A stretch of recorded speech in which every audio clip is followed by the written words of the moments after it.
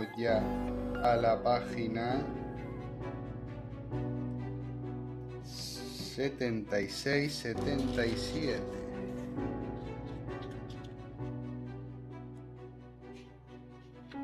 A ver.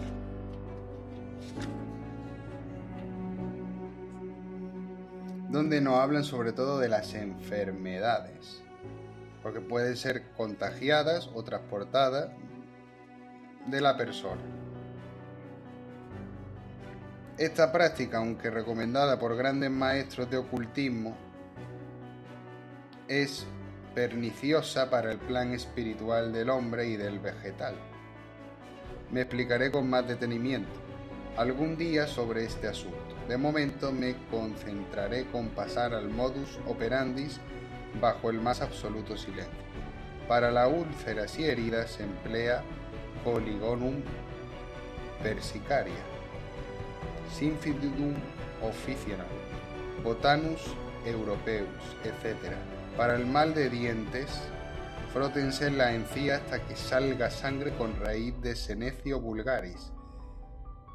Para la menorrea uterina, Polygonum persicaria. Para la monorrea difícil, Mentapidegium, sí. Para la tisis pulmonar, el roble y el cerezo.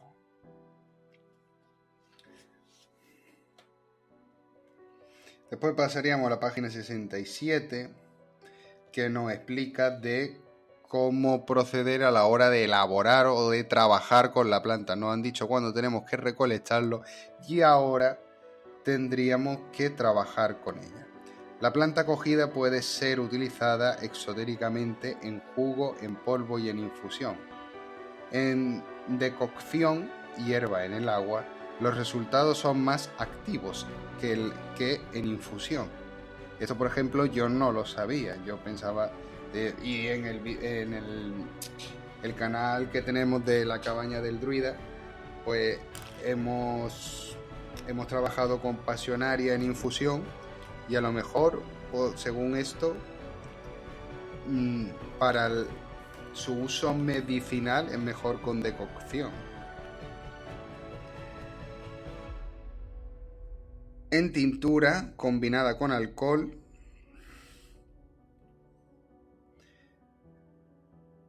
es el magisterio, sea por formular y preparación secreta. Sí, preparación secreta, pero no me dices cuál es la preparación. Vamos a ver. Tinturas de cocción y polvo. Aquí a lo mejor está. Un error popular ha sido que la planta llamada léboro se estimara buena solamente para la curación de la locura, ya que es también útil para curar y prevenir numerosas enfermedades, incluso para conservar y prolongar la vida.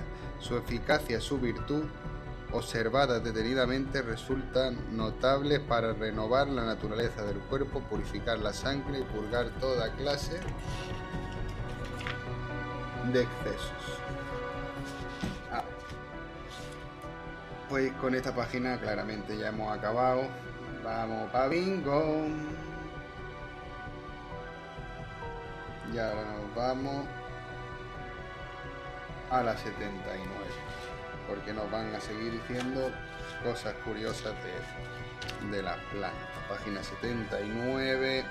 De toda la planta, después de bien lavada y rociada con vinagre, se destila una especie de jarabe para purgar el humo negro y terrestre, mejor dicho, para separar la naturaleza humana, lo puro de lo impuro. Esto es equivalente en alquimia al cuerpo y el alma, lo saludable de lo nocivo, y para derraigar todas las clases de males que de aquel provienen. Dicho jarabe obra con más seguridad y más eficientemente que cualquier otro purgante. Es preferible al extracto, por más que ambos no tengan otro objeto que la acción de purgar. Este último no es bastante poderoso para purificar toda la sangre y conservar luego la salud dentro de una firme estabilidad. Bueno, venga, señores y señoras, que ya va quedando menos, pero es importante recoger todo el conocimiento esotérico de estos libros. ¡Oh! Y ahora viene la preparación. Página 81, de una planta que me gusta mucho porque fue la planta con la que mataron a Sócrates, que fue un gran filósofo natural, que se llama preparación del extracto de cicuta. Se toman unos cuantos tallos y hojas de cicuta tierna, se exprime el jugo, háganse evaporar a fuego lento dentro de una olla de tierra cocida, agítenlo de cuando en cuando, dicha cocción durará hasta que el extracto se haya vuelto completamente espeso. Añádese luego una proporción cantidad de polvo de cicuta para poder formar con ella una pasta consistente. Me parece que el polvo de cicuta se obtiene del tártaro, que en alquimia el tártaro se refiere a una tierra resultado, sobre todo en la Espagiria, de haber quemado la planta. Entonces, claro, se hace polvo, se hace ceniza.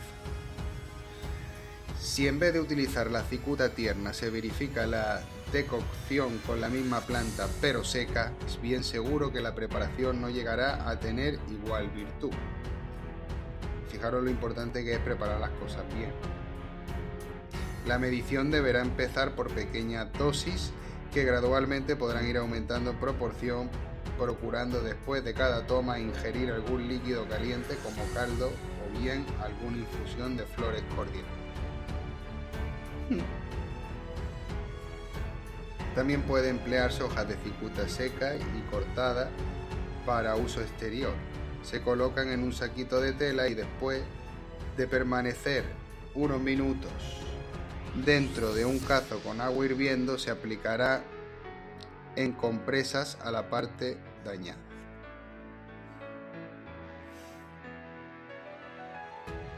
Bueno, yo creo que ya aquí hemos dicho todo lo interesante que se podía decir y vamos a seguir, que ya nos va quedando menos. Después tendríamos... Vamos a pasar a la siguiente página de este libro. ¡Ah! No puedo pasarla. Me llevo dos por delante. Hipócrates, Galeno, Avicena y multitud de otros médicos, los mismos pertenecientes a la antigüedad que a la Edad Media o del Renacimiento, empleaban la cicuta como medicamento de uso interno para resolver tumores, para cólicos de toda clase y para calmar los ardores de la matriz. Nuestros abuelos se servían también mucho, pero estos casos y como tónicos en general, de una quinta esencia de celidonia, de melisa, de valeriana, de betonia, de azafrán y de aloes.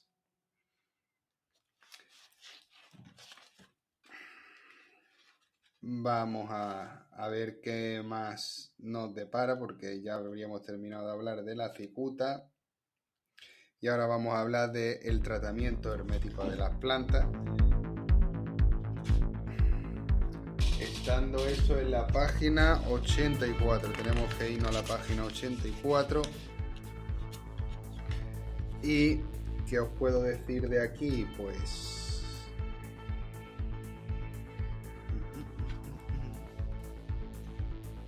aquí lo he señalado porque habla del bálsamo. El tratamiento hermético de las plantas puede verse el bálsamo de la planta, como decían los antiguos hermetistas. El bálsamo es el aceite esencial de los vegetales. No es ni el aceite vulgar, ni la sal, ni la tierra, ni el agua, sino algo muy sutil, el vehículo del cuerpo astral. Y ese bálsamo se obtiene por el fuego y no por la fermentación. Dicho bálsamo es lo que Paracelso llama un arcano, es decir, una sustancia fija y mortal y de cierto modo incorpórea, que cambia, restaura y conserva los cuerpos. Esta fuerza se halla cubierta de una tintura que se obtiene reduciendo el vegetal de su segunda materia a su materia primitiva, o como dice Paracelso, de cagastrum. Pues suena hasta empujando un herbate. al aliastrum. Es decir, el poder curativo de un vegetal reside en su espíritu. Así pues, en su estado natural, la actividad de su espíritu se halla refrenada y su luz oscurecida por el vestido de la materia. Espérate que estoy leyendo porque ya hay que empezar a resumir. Y la verdad es que aquí no veo nada del otro mundo. O sea, lo importante que yo había señalado esa página, que ahora me acordé, era por el bálsamo, que ya hemos hablado de él. Y ya tendríamos que irnos a la página 86, que no me acuerdo. La cura. Por regla general es mejor emplear las sales de Marte y de Mercurio como más activa, uniéndola por Venus y Júpiter, de suerte que hallen medio de extinguir el fuego de su cólera. El médico debe saber que las buenas plantas pueden ser desvirtuadas por una mal mirada, en particular de Saturno y Marte, y de las plantas venenosas pueden a menudo resultar beneficiosas gracias al Sol, a Júpiter y a Venus. Vale. Siempre hay que tener en cuenta en la cura que lo semejante por lo semejante. Similibus curartur. Pues no se debe dar nunca una planta de Venus para una enfermedad de Saturno. Adminístrese por el contrario una hierba que bonificaba por la ira de Marte, venga de Júpiter o de Venus. Cuanto más ardiente sea una planta, mejores resultados dará para las curas, a condición de que su cólera haya sido transformada en amor, ya que si el veneno cayera dentro de las propiedades de Mercurio, la muerte llegaría prontamente. Hay que tener mucho cuidado y sobre todo mucho conocimiento si se quiere trabajar con plantas tóxicas para hacer las potentes medicinas, porque un régimen equivocado puede llegar perfectamente a la muerte de una persona, ¿sabes? Que no es tontería ninguna. Así que vamos a seguir. ¡Vamos pa' bingo!